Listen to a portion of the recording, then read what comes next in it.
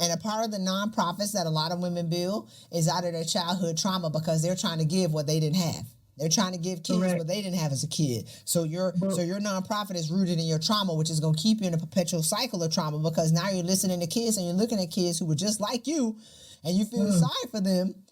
And you're not going to be able to adequately open up your energetic field to be able to receive money because you're restricting money because you're living in the cycle and watching kids go through what you went through. So you're trying to operate a business being triggered nonstop and wondering why you're not moving forward. It's because you're like schizophrenic. You can't be a boss and live in your trauma. I came across this video while scrolling through LinkedIn and it was jarring to me. I felt a type of way, I will be honest, because it reminded me of, and maybe this is still happening, the Clubhouse days where everybody was a self-proclaimed therapist and also investor / financial planner advisor and was trying to tell the Black people in their audience what they think, in their opinion, was the best way out of their plight, out of their struggle, whether it be financial struggle or mental health struggles. And I did not want someone who clearly was not licensed to diagnose trauma telling me whether or not, if I'm working in the philanthropic space or if I'm working in the for-profit space, if I am well mentally. So I decided instead to interview my friend who is a licensed therapist, psychologist, who has the credentials to tell me what truly is trauma, but then to also get her honest opinion so I can get out of my own feelings and out of my own way and truly understanding this topic. Is philanthropy, specifically within the African American / Black diaspora community, a trauma response? Or is this just a strategy and a tool that we've been using our entire lives for generations to deal with the systemic oppression that has been upon us for 500 plus years since colonialism and white supremacy reared its ugly head on the shores of Africa? And then also, what do we do with this information about whether it's trauma or not? Does it mean that philanthropy is not a tool that we should just disregard in terms of survival, in terms of helping one another in our communities? Or do we need to just think carefully about how to wield it as a useful tool? Stay tuned for the answers. The Leading Like a Lady podcast was created to remind Black women, young and old, that acting like a lady is exactly what the world needs in leadership. Don't forget to subscribe to the blog so that you receive updates on when we post directly to your email. I'm also thinking about this therapist that I watch on YouTube. Her name is Dr. Ramani. And she has this video where she's talking about the traumatized scapegoat of a family. And she's not just talking about African or Black families, but I see this often in those kind of families where the child who's the black sheep, who's considered the black sheep, is not subscribing to the same mindset that the family as a collective has agreed to. And that can leave them feeling isolated, that can leave them feeling gaslit and picked on. And she says that those people often go on to grow up into adults who have more empathy for people who they see as being defenseless. And that's what usually is the motivation behind them going into philanthropic work or going into service-oriented work that's not necessarily designed to build generational wealth or to solve issues of being impoverished or not having enough to take care of oneself. It's less about the money for those people and it's more about helping those people who they feel have been forgotten or left defenseless in society. Is that technically rooted in trauma? Yes, but is that a bad thing? This is what we're going to discuss with my friend, who is also a licensed therapist, Kim Weaver. Take a listen. Hi, Kim. Hey, Sean. Hello. It's been so long. I know. How are you? How have I been? A lot has been happening. I don't know if that answers your question. Because that's not about how I'm doing. That's just about what's going on. Right. But I feel like a lot also. Like my brain is filled with a lot. So, the good news is that I recently got my 501c3 status approved for my business. That's great. Yeah, I know. And this is funny because this is going into the topic that we're gonna discuss. But like, I know a lot of people wonder, like, why not for profit? Why not just start a business? And just like as I've been like writing this blog and it's grown into like so many different other things since I started writing it as a blog, it seems like I'm doing more of a service to not a charitable service, but like a, what do you call it? A benevolent service to people. And I think that if I try to package it within like a capitalistic kind of like a model, that it seems less authentic and community building. So before we jump in, can you give a little background about who you are and why you're qualified to talk about what we're about to talk about today? So that people know that it's not just me musing and just coming up with ideas on my own. Right. Yeah, no problem. So my name is Kimberly Weaver. Everyone can call me Kim though. And I am newly licensed as a mental health counselor associate. I just earned my degree in Christian counseling, but I also have just a professional background in nonprofit management and philanthropy, actually. So this is actually a great timing. I worked with the National Urban League for a few years, supporting their programs across the country, mainly focused around youth development and workforce development. But I also had a stint in doing some giving and grant making, but still focused on communities of color, especially the Black community, as well as youth and young adults. And so excited to be here to talk about this because I think it's important in our communities. And yeah. Yeah, I completely forgot about our connection to the Urban League. So yes, you are definitely more than qualified to answer all of my queries about this topic. So the topic that we're talking about, and we can tie it into the holiday that's coming up too, because Juneteenth passed, and that's like to some people the real Freedom Day. Agreed. For those of us of a certain hue. Agreed. But now also 4th of July is coming up. And that's also supposed to be so-called celebration of civil liberties, and also the pursuit of happiness, right? That was enshrined in the so-called Declaration of Independence. Yep. So in this pursuit of happiness, especially for Black and Brown people, especially for Black and Brown women, I have been thinking about what is the best way to get there. Now, depending on who you ask, people will say it's through, like, freedom is found through money. Like, there's this running, I don't know if you saw this meme, but there's this running joke now about like, oh, people said money can't buy you happiness. Meanwhile, I was very happy when I spent like this $15 on this nice bag or this nice outfit, blah, blah, blah. Yes. And then you have like I don't know what you would call them, but like they're the hyper capitalists, I guess, like the people who are saying that Black people need to LLC their way out of like struggle, out of like financial insecurity. Right. Now, on the other hand, and this has been, there's a long going history that I'm going to talk about in the preamble to this conversation that we're having. There's a long standing history of philanthropy, of creating these, and I don't just mean like in terms of the Divine Nine, but I mean like these civil organizations. So there's been these fraternities and sororities that have been built within Black culture to make sure that we're looking out for one another, given what happened over 500 years ago.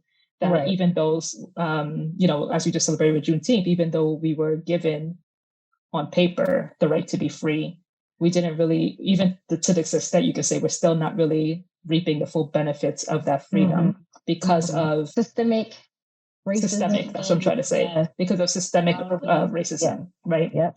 So the infrastructure is not in place for us to fully tap into all the benefits of the so-called free country that we live in. And it's not even just like in the United States, because there's people who are listening from all over. So unfortunately, colonialism has also, and capitalism has also had this impact on so-called third world countries that were doing very well until we were interrupted, rudely interrupted. Right. So now suddenly we have to rely on philanthropy, meaning we in the so-called third world have to rely on philanthropy or aid to just get to the bare minimum, not even like to where we really should be. So as I've been weighing these two topics, like, okay, capitalism as our way to freedom versus philanthropy, I have been thinking I wanted to talk to actual psychologists to talk about like, what is the psychology behind choosing one or the other?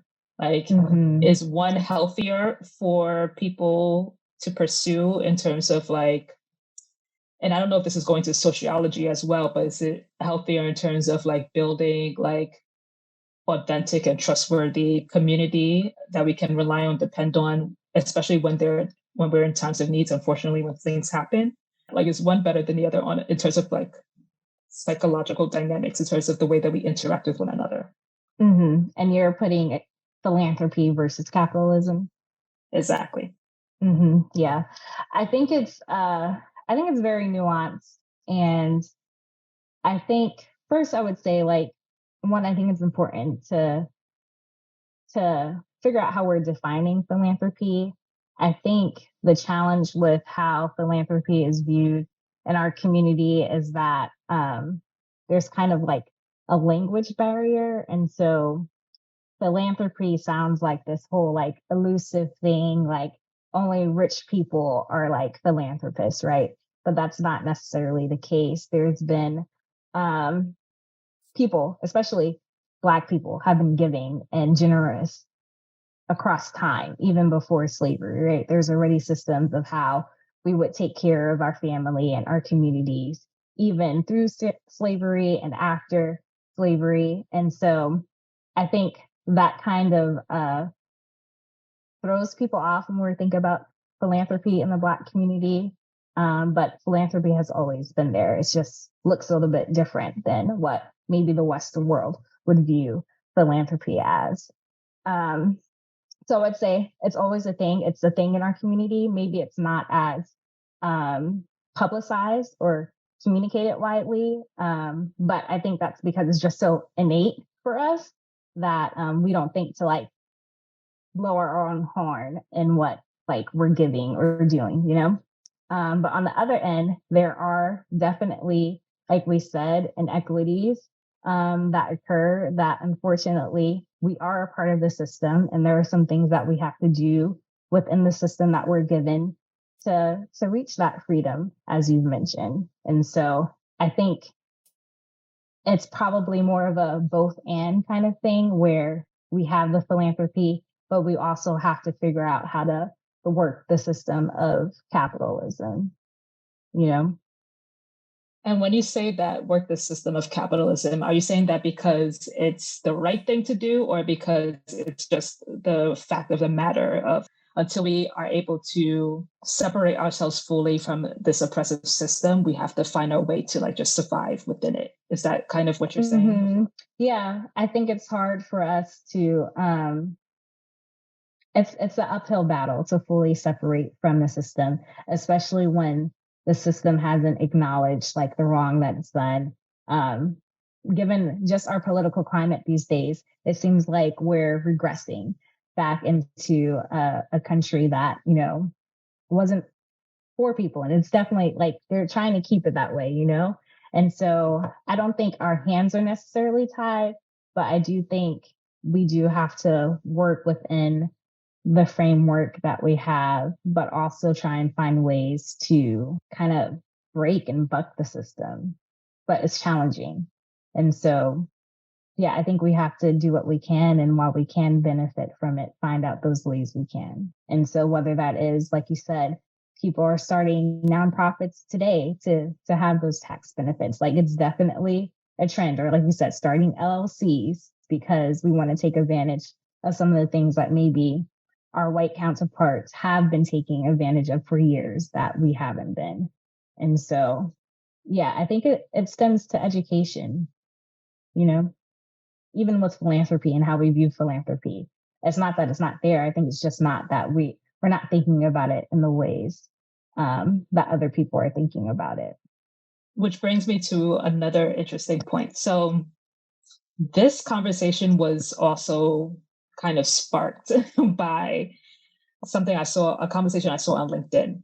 There was this woman, I still need to do more research on her background, but she's essentially like some kind of like, I think, financial coach. I don't even know how the algorithms put this in front of my purview, but I'm actually happy it did because it got my like wheels turning a bit about like who I am as a Black woman, and we only have one life to live, and just thinking very like intentionally about how I want to live it. Right. And I'll explain more why. So long story short, in this LinkedIn post, this woman reposted a video clip of an interview she was having, and she was essentially saying that Black women, I think she said Black women in particular, I don't want to misquote her. She was essentially saying that people like us, so whether it's Black people or Black women, create charities out of trauma. She said that we are still dealing with our own poverty, like we still haven't made it ourselves financially. And so we run to create nonprofit institutions to try to help other people get out of poverty when we're still struggling with poverty ourselves. Yeah. Oof. That's deep. And then she said, why not get rich first and then go back and try to help others? Because if you're still, and she couched that as dealing with trauma. Right. So yeah. I guess my question is, well, let me finish actually. So then I scroll. I was like, I have to see the comments under this because this is a hot take. So I stumbled upon this woman who was a survivor of breast cancer. And I think she was the only one. I mean, there were a lot of comments, so I wasn't going through all of them. So maybe there was some other brave soul that spoke up. But I felt like of all the comments that I went through, she was the only one who was like, hi, I'm not going through trauma. Like I'm actually doing pretty well, but I survived probably the biggest challenge of my life, going through breast cancer. And that is my inspiration for starting my charity, to help others who probably feel alone in this battle, not trauma. Right. Yeah. And I was like, so I wanted to come to, again, a That's professional. interesting. Yeah. Yeah. And tell me, did she define trauma correctly? And then just what are your thoughts as a psychologist around that, what she said? Yeah, trauma is like a big word these days. And there's different types of trauma. And there's usually like big T trauma and little t trauma. And so with little t trauma, anything can be trauma, like you getting stressed out, like taking the subway, whatever, it can be traumatic, right? But then there are actual big T trauma where it's like an event or something that may have threatened your life and your well-being. And there's also different levels and variations of trauma.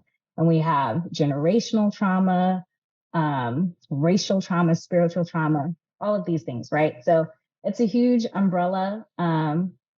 But yeah, I really felt what you said when you said that sometimes Black women in particular can create charities out of trauma. And so let me say, I see both sides of it. So first, when you first said that, I thought about the Superwoman syndrome and how we're socialized to be these strong Black women and to do all of these things to save people, often at the detriment of ourselves, right? And I think that is totally a thing. And I can see that out of that, someone may be like, yeah, I'm going to start a nonprofit because I just want to help as many people I can, but doesn't have like the wherewithal to kind of like help themselves within that, because that's just how they've known to operate and to deal, is to fix, right? But I also see the other side of it, and that creating a nonprofit could also be a sign of post-traumatic growth.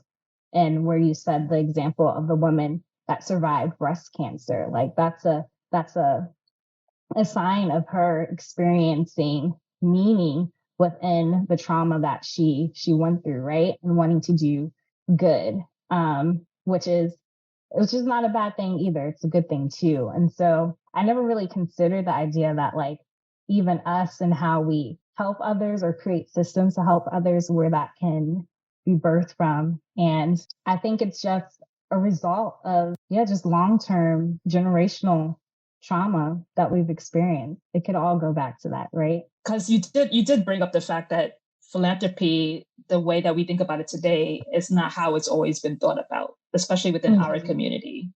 And then within our community, it was more of like, again, like a cultural thing. Like we're looking out for our fellow brother and sister, not that we're like, not that we're not having a, we're not trying to like be seen by our giving or to be known for our giving. Or we're not even like, putting on a cape and trying to be superheroes about it. It's just a matter of fact that if we don't do it, nobody else will. Right. And this is a matter of life or death. Right. Yeah. So is that still trauma, or is that just realistic reaction to a circumstance that we're dealing with as people, specifically Black people in society? Well, I think I would put that back to you, because I think, and just given you being from West Africa and thinking about, let's say, pre-slavery, what were like the systems of giving, that we've experienced prior to that? And was that a result of trauma, or just this is like how we do community, by supporting and uplifting each other? I think it's hard to say. It's like the chicken before the egg, which came first, right?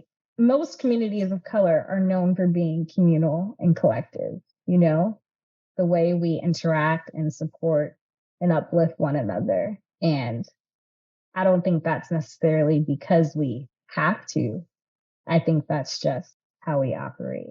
So to your point about being from Africa, I mean, there's definitely this in terms of West African culture, but I really wanted to point out the San people, because they're the oldest surviving ancient civilization. And in their culture, there's no such thing as property. Everything is communal. And it's not out of like some high philosophy on like, oh, we're trying to be better than you, or we think that this is going to get us into heaven or something like that. It's just practical. If you start to envy what I have because I have more than you, that's going to cause some kind of rift in the community. And then we're not going to be able to collaborate in order to, because they're hunter-gatherers and they're nomadic people. So we need cohesion is essential to survival. Quite literally. Yeah. So the philanthropy is, yes, like we would look at it in our modern eyes today and say, oh, isn't that such a great way of living? But it's also like a matter of practicality. Like if we don't operate in this way, psychology says that this person can get jealous and can then we can start having internal conflict that's going to lead to the destruction of the society as a whole. And that's why I'm trying to bring up the psychology around this, because it's like, yes. So to answer your question, yes, like in terms of like our history, pre-colonialization, we just did this as a matter of practical way of running a community. Right. So for us to now, as people of the African diaspora, leaning so heavily more on the, frankly, Western way of thinking about survival, which is more individualistic, which is more, again, based on how much you yourself can hoard in terms of wealth. Do you really see that? Like, I know this maybe is kind of like a roundabout way of coming back to the answer you already gave, but I'm just saying, like, given that additional information, is that really helping us? And I guess that's a question that I'm asking myself still. Like, is that really helping us move forward? And where are people finding these examples of how capitalism is moving us forward when there's still so, like the statistics show that there's still so many of us who are never going to be able to reach six-figure income, let alone the millionaire or billionaire status? Yeah, I think that's a good point. And I think just given everything that we've said, capitalism, I guess, isn't moving us forward. I'm not trying to sway you. I really want your professional opinion. No. I mean, there's not a lot of, like, even before this, I was trying to do research on this, but there's not a lot of, like research, and maybe there's something to research. And so I can't give a, hard, like, this is what it is. But a lot of this is based, it's experiential and anecdotal. Yeah, but I think you can't really get around capitalism unless you're truly innovative and a rebel and ready to like buck the system. I think it's gonna be a heavy lift to do that. Not that it's not possible, but I think that it requires creativity. It requires people coming together to figure out those ways to do that. And I think it's starting because like people are becoming more educated. I think given our time and the generation that we're in, we do have a little bit more freedom and I guess privilege to kind of focus on these things. Like we're not in survival mode as we were in the past. Like there's obviously still segments of the population that is definitely trying to just survive, but there's also others of us who are now turning that page to like figure out what it does it mean to thrive. And that comes even from a mental health perspective, financially, like we're trying to grow and to advance ourselves, but I do think we need to be more united on that. And I'm not sure if the conversations are happening enough to get there. And that's where I think the psychology comes in terms of like what is beneficial for us, like our individual mental state, and then the health of like us as a collective, based on how these systems like affect us emotionally and mentally. Yeah. What do you think is preventing? Do you think it's possible for an economic system? Let me phrase it that way. Do you think it's possible for an economic system or a way of life that society has forced the majority to conform to? Is that a major factor in the reason why people would either coalesce, like come together as a group and have these conversations, versus say, I'm just going to figure this out on my own? Like, is there a psychological explanation for that? For being taking more of an individual approach to survival versus saying, we might be better if we talk about this together? Yeah, I think it all comes down to socialization, and that's how we've been socialized as a country due to white supremacy. And I think it's challenging. I think it's up to people to be able to name these things, to name the oppressive powers that people are under, to kind of get them to come out of that. And that, like, even in my work as a counselor, like, it's very, for the most part, very individualistic. Like our lens starts from like the individual, but we also can't ignore the things that are happening around that individual, And even in my work, I have to have an eye for like, is this like a systematic thing, or is this oppression in this area for you? Like if it's on your job, is that a microaggression that just happened to you? And naming those things for people so that they can see bigger. But then I think also remembering like the strength in our collectiveness. And I don't think that gets talked about often. Let me say that. Let me not say that it doesn't get talked about, because I feel like there's been a movement around like pro-Blackness and Black pride, like identity pride. And we see that even with like rooting for everybody Black or buying Black and those things, right? But we don't uplift it as like philanthropy or this is us being a collective coming together.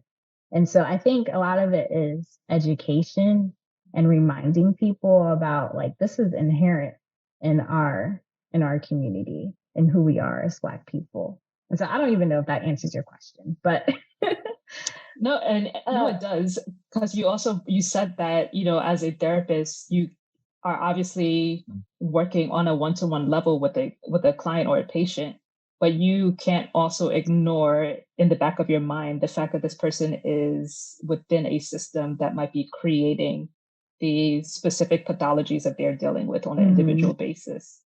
So and sometimes people don't even know that, So my second to last question is, what is the responsibility of us as individuals going into either nonprofit leadership or leadership within the traditional for-profit space? What work do we need to do on ourselves psychologically to make sure that if our intentions are to help other marginalized people that we're doing it with the right intentions in the right way, and not letting our personal quote unquote trauma cloud our judgment.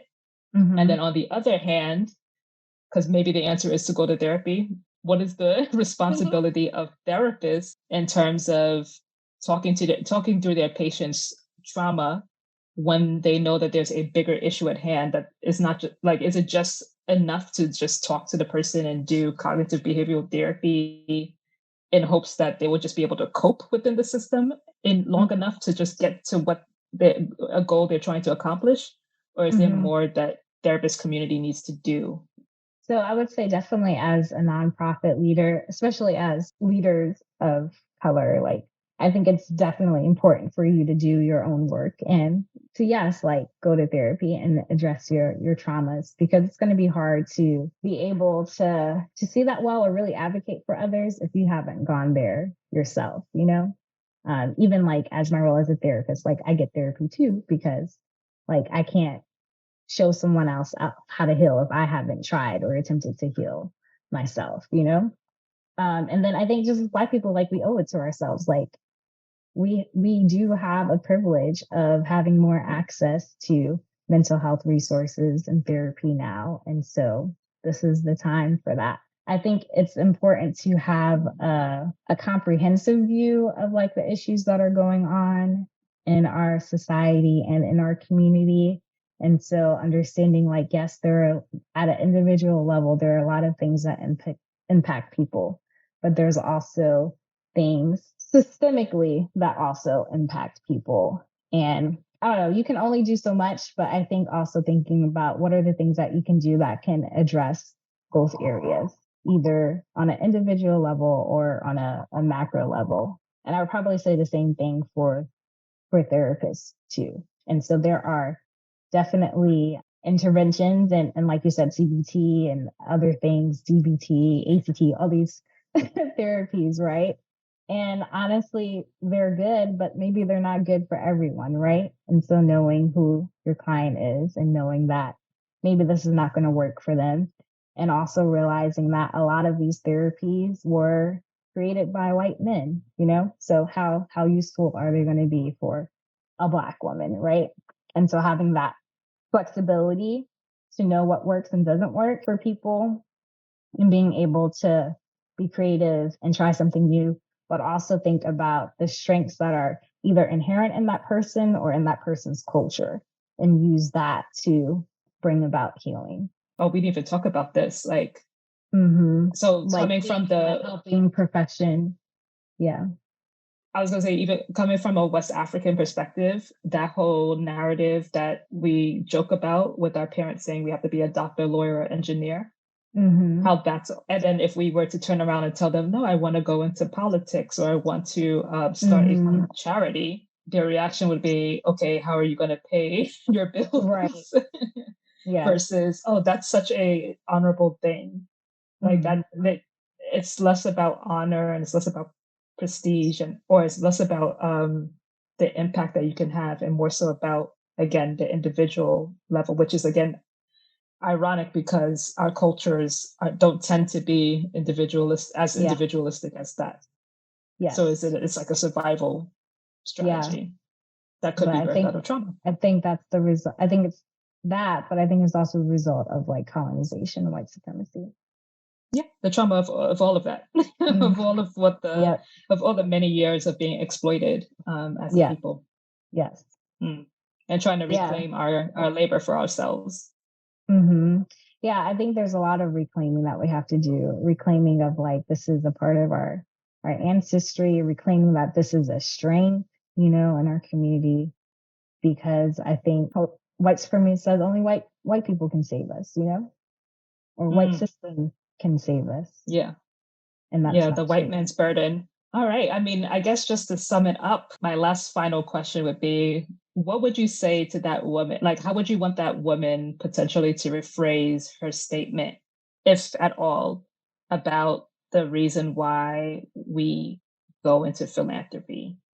I think it's all about having a strengths perspective and maybe this is like positive psychology, like trying to reframe how you experience things. Like trauma sucks, but yes, it can also bring about good things once you go through it and heal through it, right? And so I think Black women owe it to themselves to do the work and to really be introspective and look at the places where they need healing.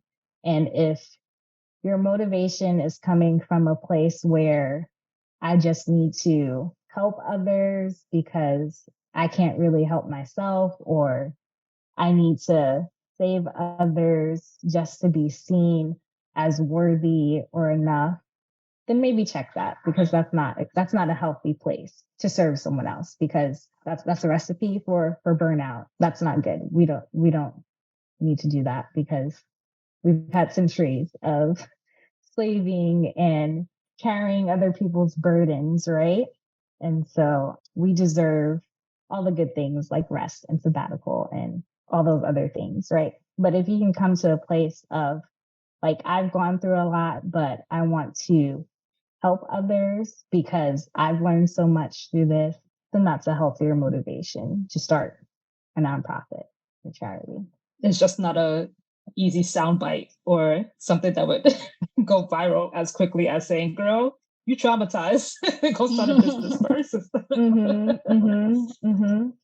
the nuance of it all. It's so nuanced. There's so many layers, and that's with everything, right? All right. So my takeaway is be introspective and be honest with yourself, and a therapist could help you check that, make sure that you're truly being as transparent as you need to be about your ability and motivation behind being a leader in whatever capacity you decide for systemic change. And then number 2, just being more thoughtful and nuanced about conversations that have to do with assisting one another. Make sure that the conversations, which is the third point, are doing more to forge community rather than chip away at it. Yeah, I think that's a great summary.